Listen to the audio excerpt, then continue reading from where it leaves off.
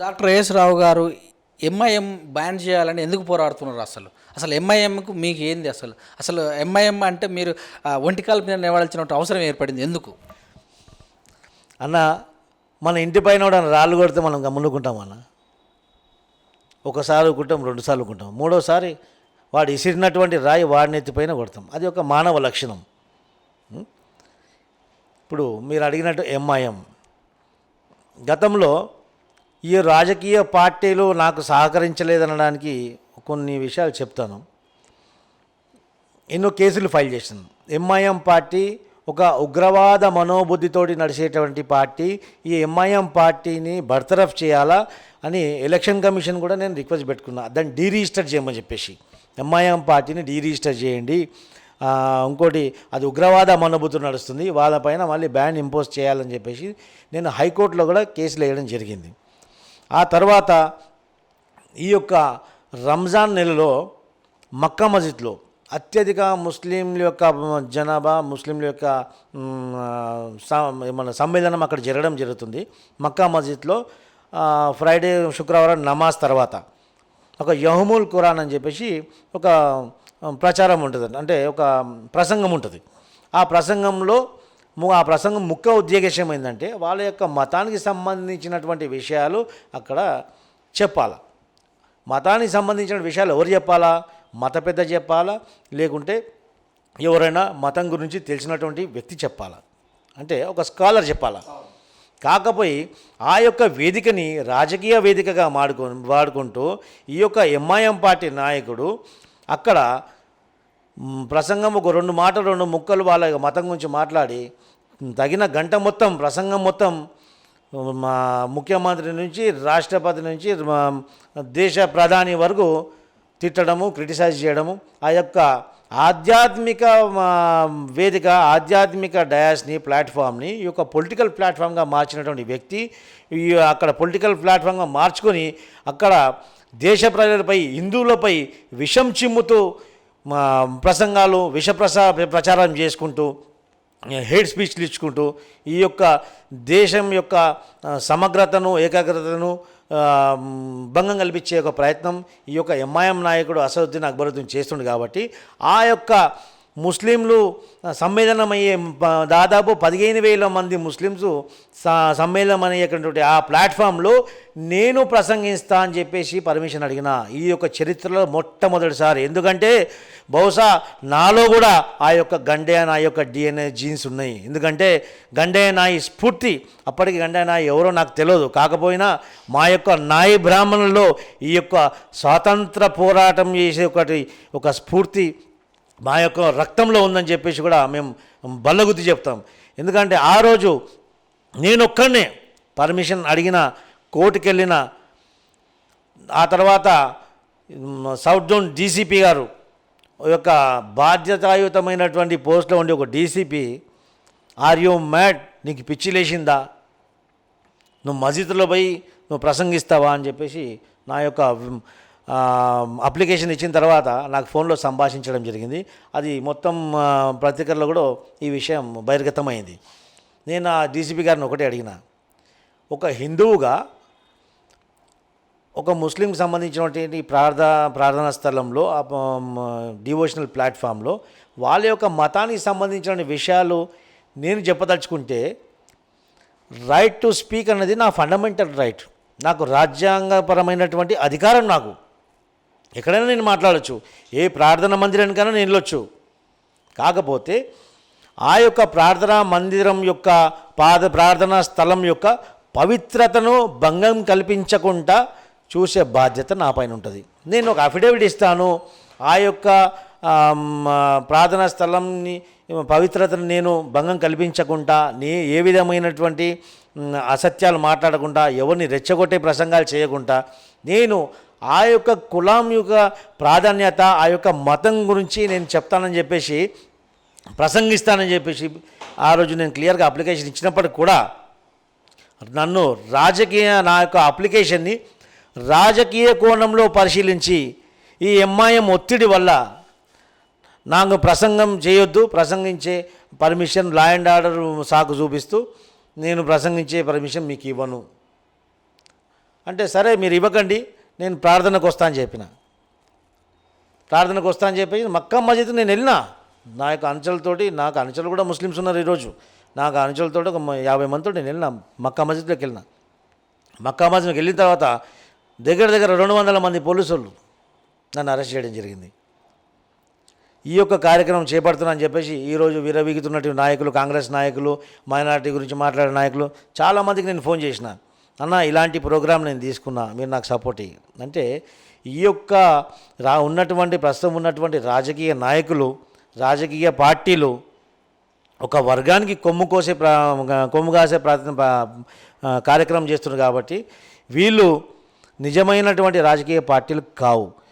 ఈ యొక్క దేశం యొక్క సమగ్రత, దేశం యొక్క భవిష్యత్తు కోరుకున్నటువంటి రాజకీయ పార్టీలు కావు ఈ కాంగ్రెస్ పార్టీ కానీ ఇంకా వేరొక పార్టీ కానీ. సో అదేవిధంగా నేను ఆ రోజు అరెస్ట్ కావడం జరిగింది. సో ఈ అరెస్ట్ అయిన తర్వాత కూడా మళ్ళీ నేను ఎన్నో పోరాటాలు చేసినాను. అక్బరుద్దీన్ ఓవైసీ వేరే మతాలని తిట్టి బయట వచ్చి ఒక ప్రసంగంలో, మిలాదున్నబీ ప్రసంగంలో నాకు జైల్లో లోపల ఉంటే నేను అంటే హిందీలో ఆయన సంభాషణ ఏ విధంగా ఉంటే, దోస్తో मैं जेल में था, मेरे पे क्या क्या बीती वो मत पूछो, मैं जेल में जब था मेरे को खाना नहीं दिए, रोटी नहीं दिए, पानी नहीं दिए, रोज़ रात को 12 बजे एक पेपर में रोटी डाल के वो दरवाजे के नीचे से ढकलते थे. एक दिन वैसे ही ढकले, मैं देखा हवा से रोटी को ऊपर लगे सो पेपर पड़ा रही थी, आवाज़ देख रहा तो मुस्कुरा के देखा तो एक बिल्ली आई, वो रोटी को तोड़ने की कोशिश करी. उसके बाद और एक 5 मिनट के बाद और एक बिल्ली आई, वो भी वो रोटी को तोड़ने की कोशिश करी. सोचो कैसा रोटी मेरे को दिए, 2 बिल्लियाँ मिलके भी रोटी को तोड़ने में नाकामयाब हो गए, वैसा रोटी मेरे को खाने को दिए. मैं एक ही पूछता हूँ, जो कोई भी ये प्रोग्राम देखने वाले को, एक वीआईपी स्टेटस में है सो एक एमएलए को, एग्जिस्टिंग एमएलए को एक जेल में डाले, थोड़ी देर के लिए एमएलए बाजू रख दो, एक चोर समझो, लुच्चा लपंगा समझो, जुडिशल कस्टडी में उन्हें है. जुडिशल कस्टडी में है सो एक आदमी के सेल में एक चूहा भी घुस जाता तो that is a human right violation. और उसका भाई तो आए हिंदुस्तान बोल के बोलता ना, फिर उसका भाई तो बैरिस्टर है ना. जब ह्यूमन राइट वायलेशन हो रहा, तेरे को पेपर में रोटी निकाल के नीचे जानवरों का ऐसा डाले, गनीमत है हमारा गंडा या आर्या के साथ जैसा करे पेशाब पिलाए, वैसा तो पेशाब नहीं पिलाए तेरे को. हाँ, वो आगे झूठ बोला. फिर मैं क्या करा, आदिलाबाद जेल सुपरिटेंडेंट को एक लेटर लिखा, क्या भाई हमारी जेलों की इतनी औकात नहीं है कि एक वीआईपी स्टेटस का है सो एक एमएलए, भले ही वो देश का गद्दार ही सही, उसको एक एमएलए को जेल में रखने की तुमको औकात नहीं है. उसके जेल में खाना नहीं दे रहे, पानी नहीं दे रहे, उसके जेल में चूहे, बिल्लियाँ, सुवरा क्या क्या के घुस जा रहे, इसका खाना उन लोग खा रहे. बात है आखिर ऐसा कौन सा जेल है, आखिर इसको जेल में डाले या जू पार्क में डाले बताओ बोल के मैं एक लेटर लिखा उसको, official letter under RTA act. ఆ తర్వాత ఆదిలాబాద్ జైల్ సూపరింటెండెంట్ ఒక అఫీషియల్ లెటర్ నా దగ్గర ఉంది, అఫీషియల్ లెటర్ విడుదల చేయడం జరిగింది. Morning and evening 2 times RIMS hospital doctor యొక్క బృందం వచ్చి ఆయనని చెకప్ చేస్తుండేది. వాళ్ళు ఒక స్పెషల్ కుక్ అపాయింట్ చేసి ఆయనకు పెట్టడం జరిగింది. ఇంకొక రేషన్ కూడా ఆయనకు ఇవ్వడం జరిగింది సపరేట్గా. ఆయన ఇష్టపూర్వకంగా ఏది ఇష్టం వస్తే అది ఆయన వండిపించుకొని తినే యొక్క వెసులుబాటు అక్కడ కలిగించారు. మీరు ఉల్టీ ఓరా, మీరు कोई भी नहीं देख रहा అంటే ఉల్టీ ఏమైతే లేదండి, జ్యూసులు తాగి గొంతులు వేలు పెట్టి వాంటెడ్లీ ఆయన వాంతులు చేసి ఆడంతా సీన్ క్రియేట్ చేసేవాడు. ఆ తర్వాత మళ్ళీ కొద్దిసేపు అయిన తర్వాత పాటలు పాడుకుంటూ పండుకునేవాడు. ఎన్ని రోజులైతే జైల్లో ఉన్నాడు హాయిగా ఉన్నాడు, ఏ విధమైన కంప్లైంట్ లేదు. Whatever he said outside all are false and fabricated అని చెప్పేసి అఫీషియల్ లెటర్ ఇవ్వడం జరిగింది. అట్లా అఫీషియల్ లెటర్ ఇచ్చినట్టు, అఫీషియల్ లెటర్ అంటే వాడు సర్కారీ బట్టబాస్, వాడి యొక్క అబద్ధానికి ప్రభుత్వం యొక్క ముద్ర పడ్డట్టు అర్థం కదా. అంటే సర్కారీ బట్టబాస్ కళల జైల్లో పండుకుంటే వాడి కళలో ప్రవక్త వచ్చేసిందంట. ఇది చూడండి అన్యాయం ఇది. ఈ సందర్భంగా నేను ఒకటే చెప్తున్నా, ఈ ముస్లిం మత పెద్దలకు ఏ చిన్న ఒక తప్పు చేసినా కానీ వాడిపైన ఫత్వాలు ఇస్తారు. इन्हें इस्लाम के खिलाफ है, ये गुस्ताखे मिल्लत है, गुस्ताखे हुजूर है అని చెప్పేసి మొత్తం వాని మీద ఫత్వాలు ఇస్తుంటే కొన్ని మదర్సాలు ఉన్నాయి, ఇస్లామిక్ ఆర్గనైజేషన్స్ ఉన్నాయి, జామియా నిజామియా అలానే ఉన్నాయి. మళ్ళీ ఈ మత పెద్దలు ఎక్కడ పోయినారంటే పండుకున్నారా? వాళ్ళ దగ్గర కూడా వెళ్ళినా, వాళ్ళ దగ్గర జామియా నిజామియా, ఇంకోటి ద్యోబన్, ఈ యొక్క లేస్తూ కూర్చుంటే ఫత్వాలు జారీ చేసే యొక్క సంస్థలకు కూడా నేను లెటర్ రాసిన.